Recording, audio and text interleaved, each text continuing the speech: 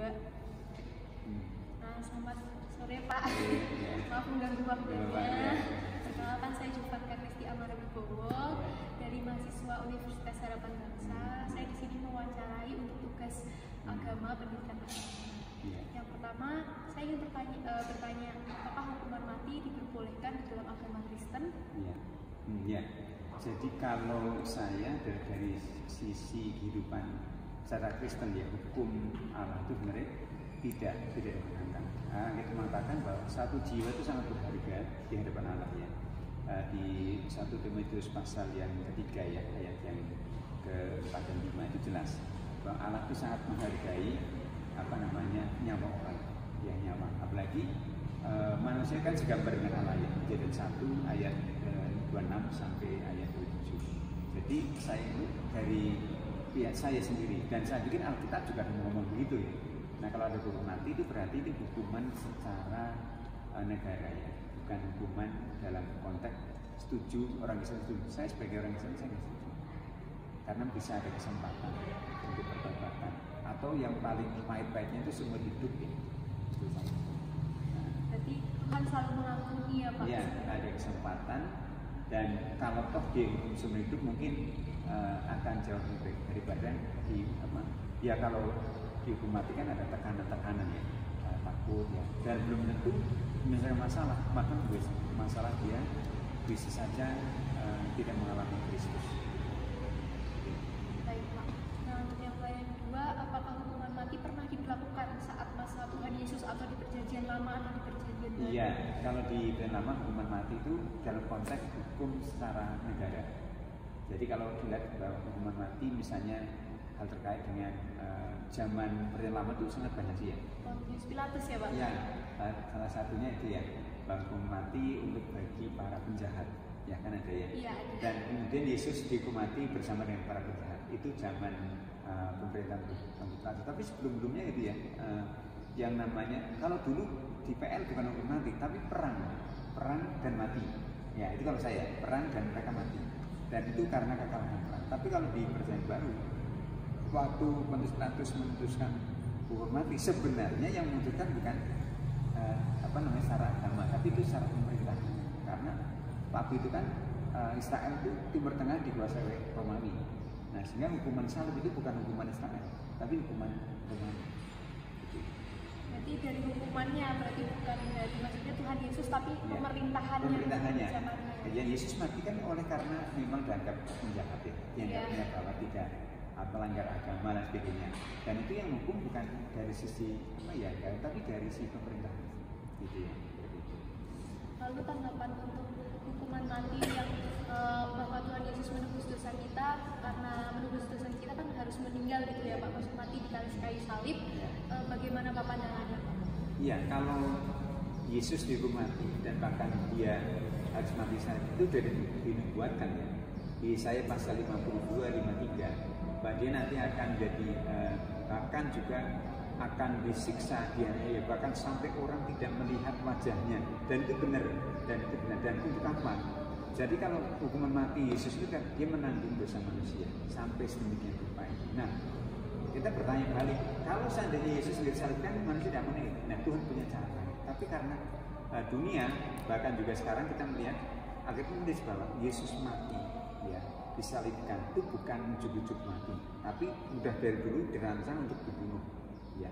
Karena rancangan pembunuhan siapa? Yang merancang pembunuhan justru orang-orang beragama seperti orang Farisi dan ahli Taurat. Nah, itu. Jadi kemudian waktu dia mati disalibkan itu ternyata kita lihat bahwa tujuan mati bukan mati konyol, ya, tapi mati untuk bagaimana supaya manusia yang berdosa, yang percaya kepadanya diselamatkan.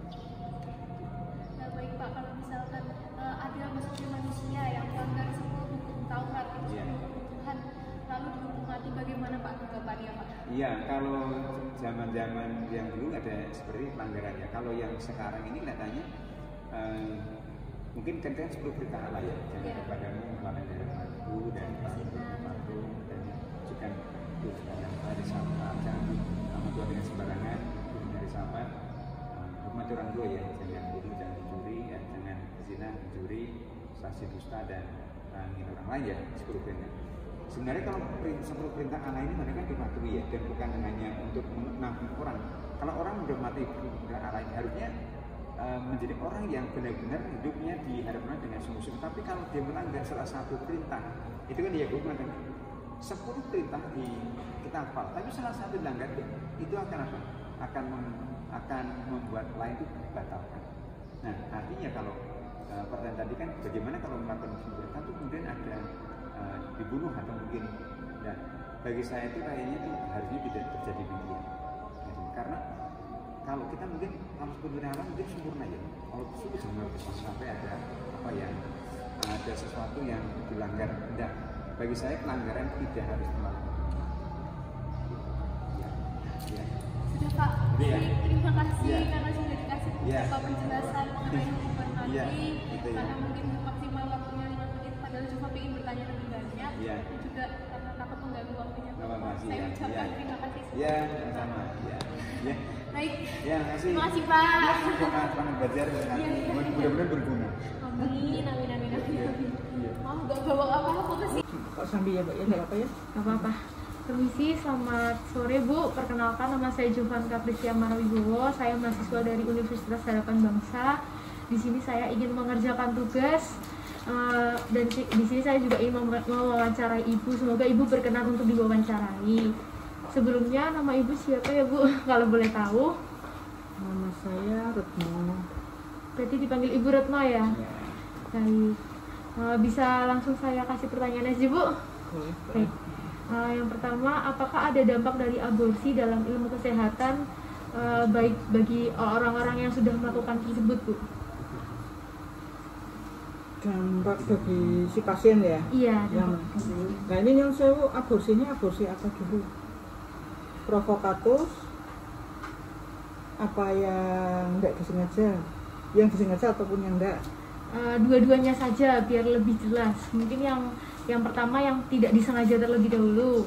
Intinya sih hampir sama ya, cuma semua itu ada resikonya. Resikonya yang pertama itu perdarahan, jelas itu ya. Terus selain perdarahan atoni, yang ada lagi juga infeksi. Setahu saya itu loh. Berarti infeksi di bagian vaginanya ya Bu? Rahim. Oh, di bagian Gitu vaginanya. ya. Itu kalau misalkan yang disengaja Ya hampir sama kayak gitu. hampir sama juga. Iya. Cuma resikonya kalau yang disengaja itu lebih besar daripada yang tidak. Daripada tidak. Lalu untuk kesehatan mentalnya Bu, apakah berdampak juga Bu bagi orang-orang yang mungkin sudah melakukan aborsi secara tidak sengaja sama disengaja? Kalau dampak itunya ya jelas ada, Mbak. Misalkan kalau yang tidak disengaja mungkin karena itu diharapkan ya dia sedih, Iya, kecewa, nyesel apa gitu. Untuk yang disengaja mungkin dia ada rasa penyesalan, rasa berdosa gitu.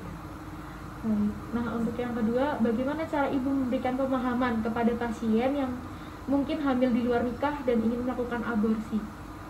Ya sebisa mungkin kita edukasi, kita cegah supaya itu tidak dilakukan ya, aborsi tidak dilakukan. Terus kita juga jelaskan juga resikonya, terus nanti untuk kedepannya. Yang jelas itu nanti tanggung jawab kita sama Tuhan. Jadi kita usahakan ya janganlah. Iya, jangan sampai ya terjadi gitu. Apalagi bahaya sekali ya Bu untuk wanita maksudnya. Betul, resiko-resikonya itu. Baik, untuk pertanyaan terakhir, apa tanggapan Ibu sebagai orang kesehatan yang melihat banyak sekali anak muda yang hamil di luar nikah? Miris. Miris ya, sedih ya Bu. Baik, terima kasih atas waktu yang sudah diberikan kepada saya Bu untuk mewawancarai. Saya ucapkan terima kasih sekali lagi Bu. Mohon maaf jika ada salah kata atau ada salah ucap atau salah bertindak dan mengganggu gitu. Gak Maaf. apa-apa Mbak. Ya baik, terima kasih Bu. Iya.